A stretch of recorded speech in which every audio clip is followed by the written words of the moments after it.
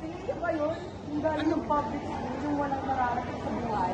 Hoy, tandaan mo, wala kang mararating dahil public school ka lang.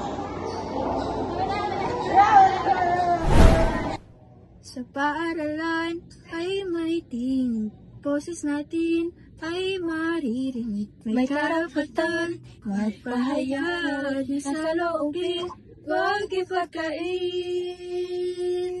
May karapatan, edukasyon ay para sa tao. Di magiging hadang ang Estado. Pantay-pantay sa bawat Pilipino. Kung may buot man o parusa, dapat may justisya at pagtalos. Pakinggan muna bago usahan, yan ang tama, yan ang daan.